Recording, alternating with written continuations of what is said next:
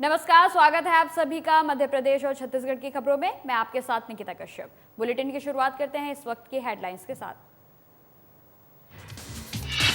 उमरिया में महिलाओं से भरी बस हुई दुर्घटनाग्रस्त। सीएम के कार्यक्रम में जा रही थी महिलाएं। घायल महिलाओं से मिलने अस्पताल पहुंचे सीएम शिवराज सिंह चौहान।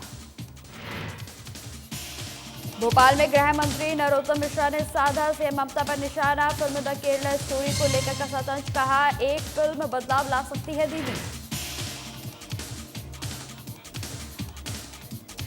इंदौर में केंद्रीय मंत्री ज्योतिरादित्य सिंधिया के माफी मांगने पर बोले दिग्विजय सिंह, कहा उन्हें गिल्टी महसूस हो रहा है इसलिए उन्होंने मांगी माफी।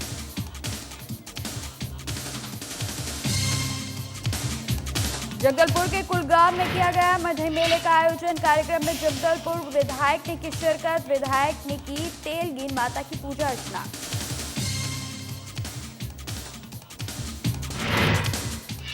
डिंडोरी में पानी की समस्या से ग्रामीण परेशान। ग्रामीण लोगों ने किया सड़क को जाम। महिलाओं ने प्रशासन के खिलाफ की जमकर नारेबाजी।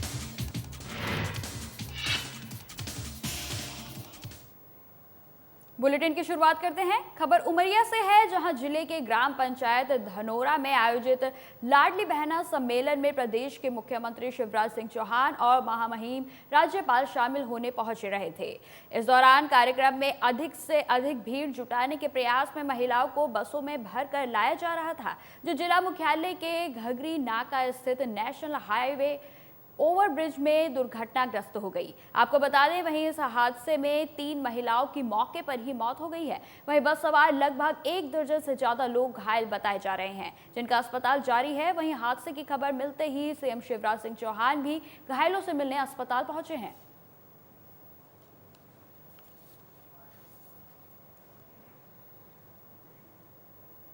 इंदौर में एक हिंदू युवती ने फिल्म द केरल स्टोरी देखने के बाद अपने मुस्लिम दोस्त के खिलाफ शिकायत दर्ज कराई है, जिसको लेकर मध्य प्रदेश के गृह मंत्री नरोत्तम मिश्रा का बयान भी सामने आया है। उन्होंने कहा कि केरल स्टोरी की तरह लव जिहाद का मामला आए तो प्रमुखता से काउंसलिंग की जाए। वहीं पश्चिम बंगाल में द केरला स्टोरी बैन को लेकर मुख्यमंत्री ममता बनर्जी पर तंज कसते हुए उन्होंने कहा कि ममता दीदी, एक फिल्म किस तरह से बदलाव ला सकती है, द केरला स्टोरी इसका उदाहरण है। साथ ही बढ़ते लव जिहाद के मामलों पर पश्चिम बंगाल की मुख्यमंत्री ममता बनर्जी पर तंज कसते हुए उन्होंने कहा कि द केरला स्टोरी को बंगाल के किसी भी सिनेमा घर में नहीं दिखाया गया, लेकिन आज इसी फिल्म को देखकर इंदौर में हमारी बेटी का मान परिवर्तित हुआ और लव जिहाद के आरोपी को उसने गिरफ्तार करवाया। ये जो चरित्र हत्या की राजनीति कमलनाथ जी आप कर रहे हैं ना, आपके खुद के हाथ जब खून से सने हैं दंगों के 84 के, या मिस्टर बंटाधार जी हमारे वो अध्यक्ष पे आरोप लगाने की कोशिश कर रहे हैं, जिनका जीवन पूरा प्रचारक की भांति संगठन के लिए निकला है, देश के लिए निकला है, समर्पण के साथ निकला है। एक भी आरोप हो तो बताएं, सामने लाएं, अन्यथा माफी मांगे। और एक भी आरोप होगा तो वो क्या अध्यक्ष जी, क्या मैं खुद आके आपके सामने जवाब दूंगा। अब खबर जगदलपुर से है, जहां विकास खंड के अंतर्गत ग्राम आड़ावाल और ग्राम कुदाल गांव में मेले मठई का आयोजन कर बड़े ही धूमधाम से मनाया गया है। आपको बता दें, वहीं देवी देवताओं की पूजा अर्चना की गई। साथ ही आयोजित मेले में सम्मिलित होने जगदलपुर विधायक रेखचंद जैन पहुंचे, जहां ग्रामीणों ने धूमधाम से अपने विधायक का स्वागत किया।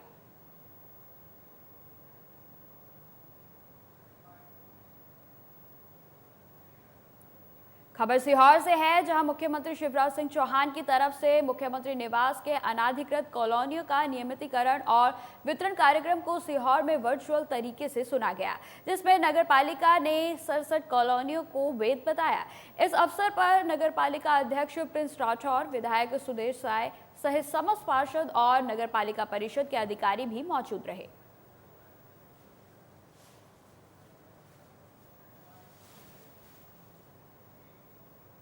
खबरधार से है, जहां नगर परिषद में बीजेपी कांग्रेस के पार्षद उस वक्त आमने सामने हुए जब कांग्रेसियों ने नगर पालिका परिषद के सीएमओ निशिकांत शुक्ला के खिलाफ नारेबाजी कर धरना प्रदर्शन करके परिषद के मेन गेट पर ताला लगा दिया। आपको बता दें, इसको लेकर बीजेपी के पार्षदों ने अपनी नाराजगी जाहिर की और मेन गेट का ताला तोड़ दिया। हालांकि यह सब 15 से 20 मिनट तक चलता रहा। इसी बीच पुलिस ने हस्तक्षेप करते हुए दोनों पार्टियों के पार्षदों को अलग किया। वहीं मौके पर एसडीएम को भी आना पड़ा, जिसके बाद मामले को शांत कराया गया।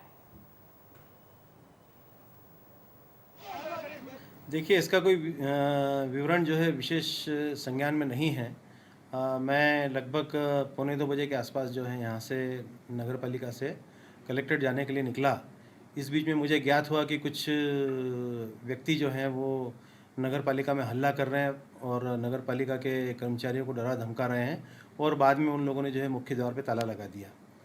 कुछ समय बाद जो है वो ताला तोड़ भी दिया गया और जब मैं नगर पालिका आया तो मुझे ज्ञात हुआ कि कुछ कांग्रेसी हैं जो इस तरह का आचरण जो है कर रहे थे। बाद में जो हम लोगों की चर्चा हुई उसमें उन लोगों को कुछ कार्यों को लेकर जो है कुछ उनका विवाद था, विषय था। जिस महोदय से कुछ कांग्रेसी पार्षद कुछ समस्याओं को लेकर गए थे। अधिकारी कुछ कार्यक्रम में बिजी थे, उन्होंने थोड़े समय से मिलने का बोला था, मिल नहीं पाए। इस कारण उन्होंने नगर पालिका के मुख्य द्वार पर ताला लगाया था और अपना विरोध दर्ज कर रहे थे वो लोग। उसके बाद क्या ताला वाला तोड़ा गया है कुछ? अब नगर पालिका के मुख्य द्वार पर ताला लगाना गलत तरीका है। ये तरीका नहीं होता है आपत्ति दर्ज करने का। कुछ समस्या है तो आकर बात करें। आज नगर पालिका के समस्त विपक्ष के 9 पार्षदों द्वारा सीएमओ की अभद्रता के कारण नगर पालिका में धरना दिया गया था। जिस तरह से एक जनप्रतिनिधि का अपमान करते हैं सीएमओ साहब, उसके विरोध को लेकर हम सभी यहाँ धरने में बैठे थे और शहर की समस्या का कोई निराकरण नहीं हो रहा है। जनता के मुद्दों पर कोई बात नहीं हो रही है। बस एसी की गाड़ियों को घुमा जा रहा है और फोकट का फिजूल खर्चा किया जा रहा है। सरकार की कोई शहर की कोई समस्या पे हल नहीं हो रहा, उसको लेकर आज सभी जनप्रतिनिधि धरने पे बैठे थे। मध्य प्रदेश के मुख्यमंत्री शिवराज सिंह चौहान ने पिछले दिनों एक आदेश जारी किया था कि ढाबे और शराब की दुकानों के बाहर शराब नहीं दी जाएगी।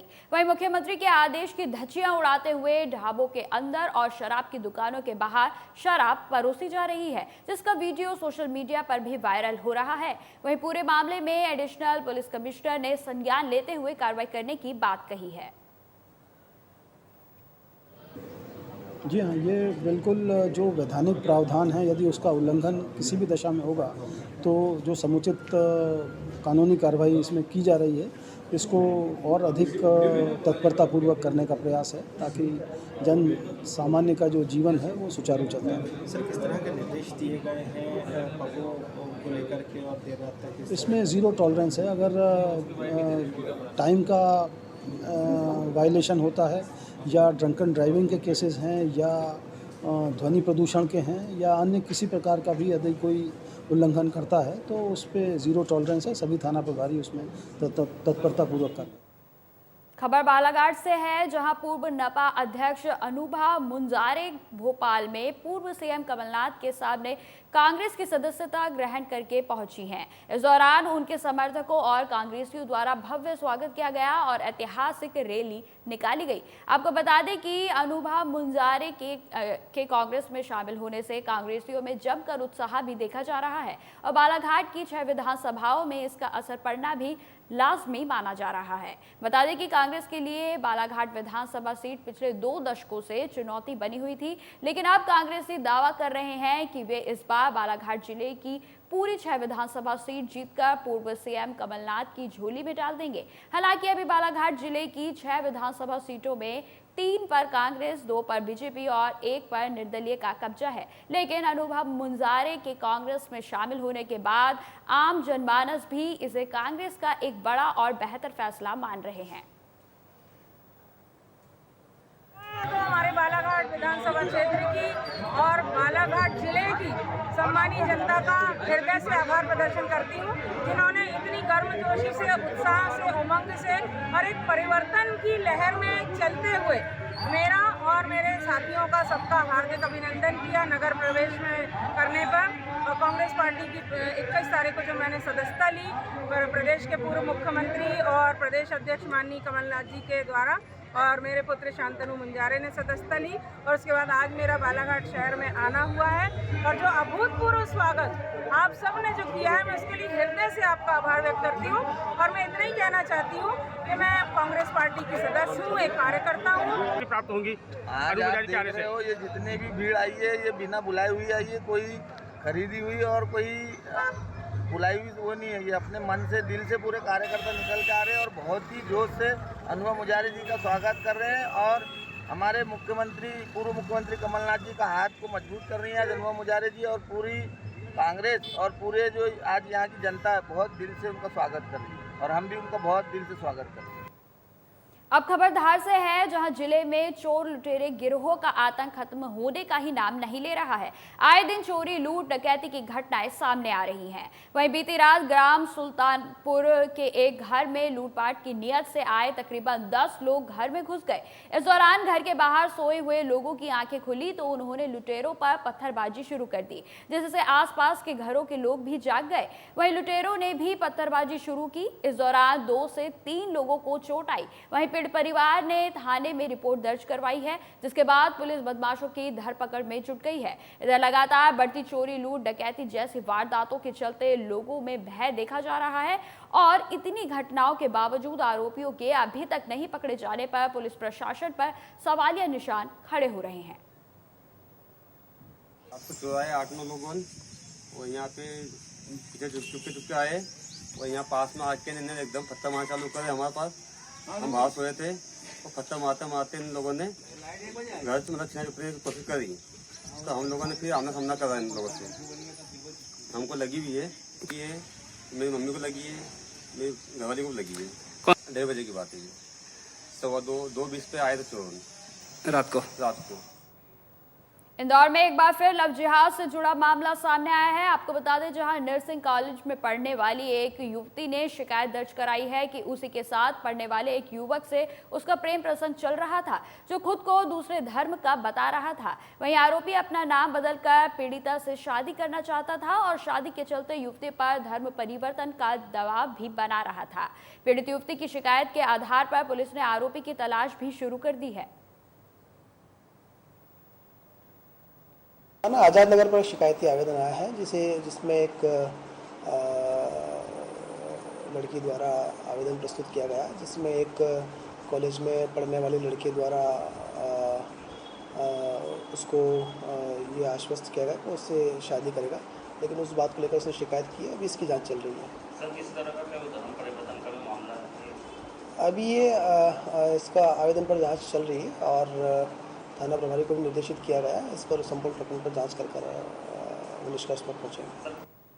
बस्तर जिले के लोहंडीगुड़ा विकासखंड में बीजेपी लोहंडीगुड़ा मंडल के कांग्रेस के विधायक राजमन बेजाम ने की तरफ से विधायक निधि से आदिवासी छात्रावास के लिए 5 लाख रुपए से खरीदी गई सामग्री का उपयोग स्वयं के निवास में लगाकर किए जाने के मामले को लेकर ग्राम उसरी बेड़ा में धरना प्रदर्शन विरोध दर्ज किया गया है और इसे आदिवासी छात्रों का अधिकार छीनने वाला शर्मनाक कदम ठहराया गया है। आपको बता दें, वहीं बीजेपी ने इस मामले की उच्च स्तरीय जांच करने की मांग करते हुए राज्यपाल के नाम ज्ञापन भी तहसीलदार को सौंपा है।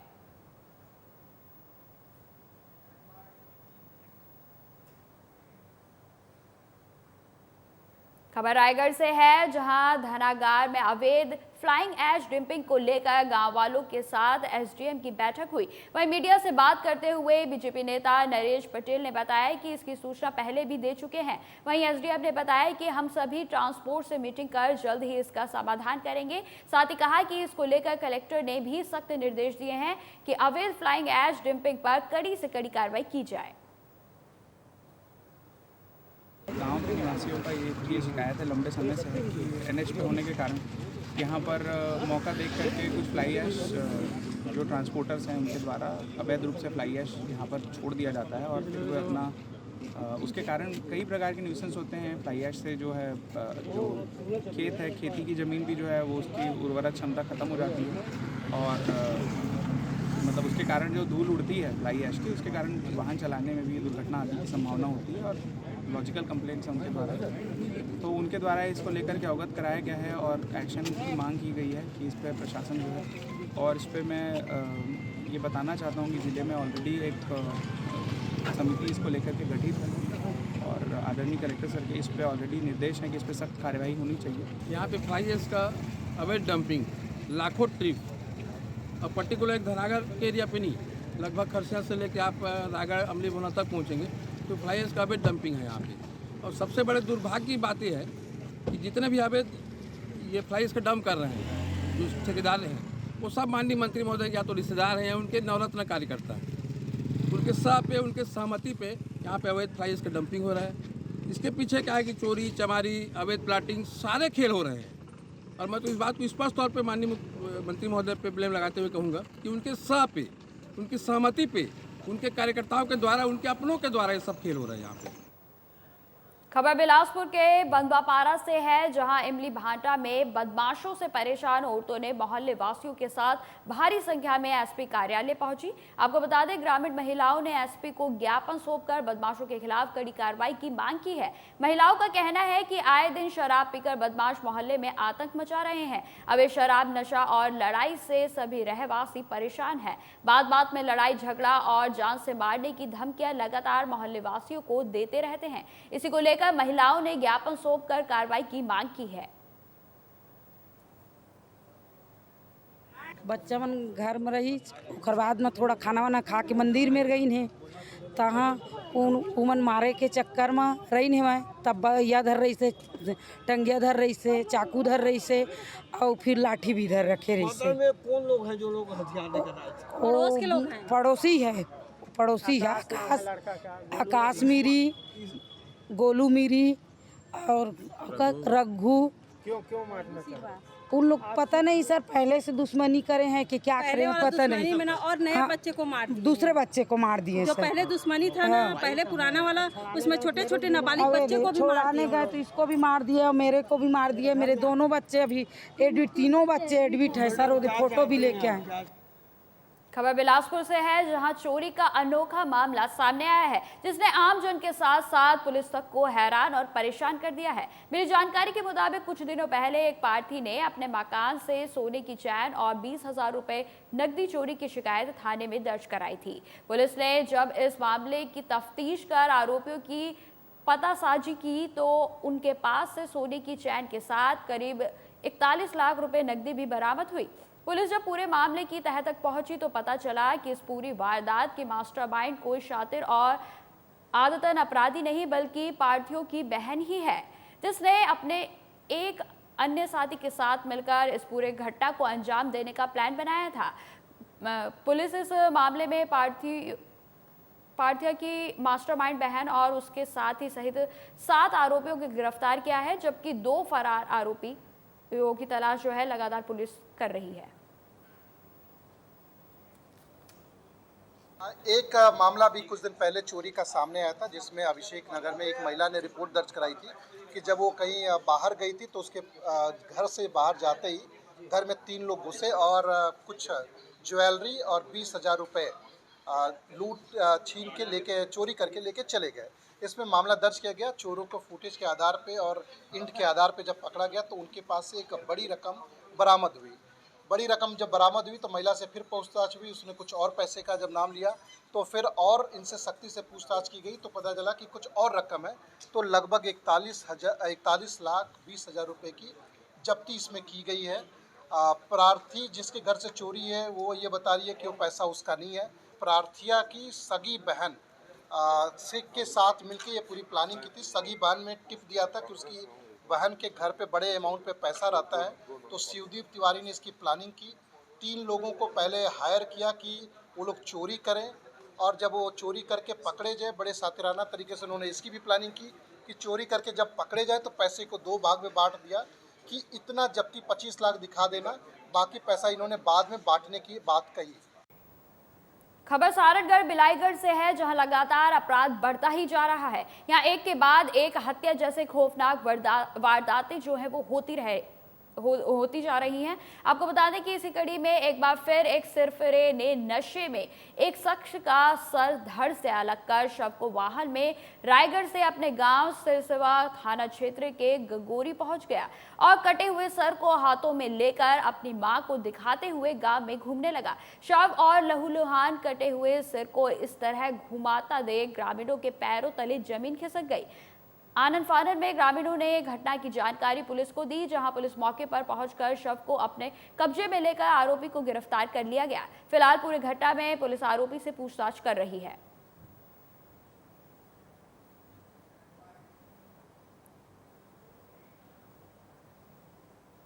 अवैध शराब के मामले में बेमेतरा एसडीएम सुरुचि सिंह एक्शन में नजर आ रही हैं। बता दें कि ग्राम लौलसरा में अवैध शराब की शिकायत पर अंजोर दास के घर दबिश देकर अवैध शराब जब्त की गई।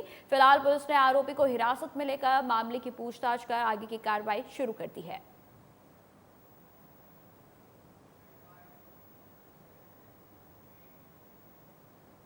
मध्य प्रदेश में किसानों के हित की लड़ाई के लिए जाने माने किसान नेता दर्शन सिंह चौधरी ने किसानों के न्याय के लिए सिर पर सफेद कफन बांध लिया था।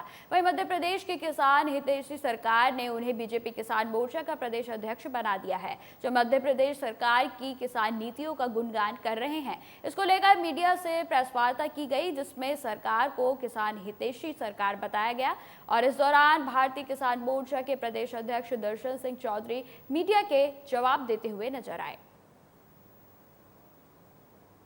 मध्य प्रदेश के माननीय मुख्यमंत्री शिवराज जी ने ये तय किया कि उन किसानों का ब्याज मध्य प्रदेश की भारतीय जनता पार्टी की सरकार भरेगी। उसके तहत 2133 करोड़ के मध्य प्रदेश में कुल ब्याजों का भुगतान सरकार कर रही है। उसमें उदयपुरा जो सोसाइटी है, उस सोसाइटी के तहत 29 लाख का जो मूलधन है, उसके बदले 32 लाख का ब्याज किसानों पर चढ़ गया था। उस 32 लाख के ब्याज की भरपाई मध्य प्रदेश की सरकार कर रही है। उदयपुरा तहसील की 11 सोसाइटियों के अंतर्गत लगभग 2 करोड़ रुपए का ब्याज किसानों का माफ हो रहा है और देवरी तहसील की 8 सोसाइटियों में लगभग 2 करोड़ का वहां भी माफ हो रहा है। तो हम किसानों से भी आग्रह कर रहे हैं कि इस योजना के लिए जो ब्याज माफी के लिए एक आवेदन है, उसको वो कृपया उसे दस्तखत कर दें अपने समिति प्रबंधक के साथ मिलकर, जिससे कि उनका ब्याज माफ हो सके और फिर उनको उनका जो खाता एनपीए हुआ है उसे भी सुधारने का काम हम करेंगे और उनकी जो सिविल बिगड़ी है उसे सुधारने का आग्रह भी रिजर्व बैंक से मध्य प्रदेश की सरकार करने जा रही है। निश्चित तौर पर प्रकरण बहुत गंभीर है। पूर्व में संज्ञान में मैंने भी माननीय उच्च स्तरीय बात इसमें करी है। वहाँ हमारे पीएस और उच्च स्तरीय जांच उसमें हुई है। बीच में कार्रवाई बढ़ी भी थी। कुछ किसानों को उनकी राशि लौटी भी है और उस व्यक्ति को कानूनन सजा भी, वो अभी जेल में भी है, अभी भी जेल में ही होगा सर, जेल में है। लेकिन हमारी जिम्मेदारी भी है, किसानों की राशि हम एक एक पाई लौटवाने का काम करेंगे। मैं पुनः इस मामले को बहुत गंभीरता से लेती हूँ, पहले भी लिया है और कार्रवाई हमने जिसने गलत काम किया उस पर करने की कार्रवाई शासन प्रशासन ने की, लेकिन त्वरित बात करके मैं एक बार और इसको अति शीघ्र हमें इसको किसानों को न्याय दिलाने का काम। खबर सरायपाली से है, जहां एक और बीजेपी के नेता गोठान में जाकर कांग्रेस सरकार पर भ्रष्टाचार का आरोप लगाने में लगे हैं, तो वहीं दूसरी ओर अब गांव में रहने वाले ग्रामीण भी मुखर होकर भ्रष्टाचार की शिकायत कर रहे हैं। बता दें कि ग्राम बोंदनवा पाली में रहने वाले करीब 2 दर्जन से अधिक महिलाओं के साथ ग्रामीणों ने सरायपाली जनपद पंचायत पहुंचकर गरीबों को मिलने वाले प्रधानमंत्री आवास में भ्रष्टाचार करने के अपात्र लोगों को आवास देने और पात्र लोगों को आवास से वंचित करने का आरोप लगाते हुए इसकी शिकायत जनपद सीईओ से की है। आपको बता दें कि ग्रामीणों का आरोप है कि अधिकारियों के साथ मिलकर गलत सर्वे रिपोर्ट बनाकर अपात्र लोगों को, जिनके पास कई एकड़ भूमि है, ट्रैक्टर है, उन्हें प्रधानमंत्री आवास दिया गया है।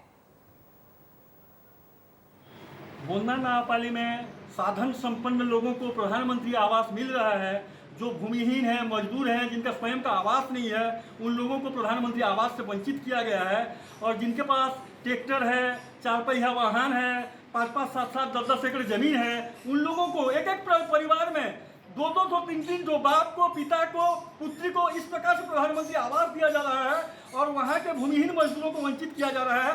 इसी मांग को लेकर हम जनपद पंचायत आए। गरीब मान को काके ने दबा इंदिरावास खेती लगी हमें सबे यही छु कहाँ के मिलू छे? बड़ बड़ होता मन को मिलू छे और गरीब मन को नहीं मिलबार, जहाँ ट्रैक्टर मोटर अच्छे तहाँ के मिलू छे और जहाँ किसी ना नो तहाँ के नहीं दबा। तो तुम्हें मांग करी छो बोले तुमको कहाँ कहूँ छो? ए बा कहूँ छो नहीं चाहे बा। तो तुमको कहाँ लगो छे जे आवाज़ जाके मिली छे गलत मिली छे? हाँ। तो या तो सीओ साहब कहाँ कहला? आसपास पर तो बोल छो नहीं चाहे बात का हरिकटा खाली बड़बड़ निकटा हो ट्रैक्टर मोटर अच्छे निकटा और गरीब मन को नहीं देवा। देखिए, हमारे भारतवर्ष के माननीय प्रधानमंत्री श्री नरेंद्र मोदी जी की महती योजना गरीबों को आवास दिलाने, प्रधानमंत्री आवास दिलाने का जो कार्य चल रहा है, आज छत्तीसगढ़ में अभी चालू हुई है, लेकिन ये अभी भ्रष्टाचार की भेंट चढ़ चुकी है। ग्राम बोनापाली का ये मामला कि गरीब लोगों को जो आवास दिलाना है, उस आवास को गरीब लोगों को न दिलाकर वहाँ जो षड्यंत्र के तहत बड़े लोगों को दिलाया जा रहा है, जिसके पास कई एकड़ जमीन है, ट्रैक्टर है। फिलहाल इस बुलेटिन में इतना ही। खबरों की और भी जानकारी के लिए बने रहे हमारे साथ। नमस्कार।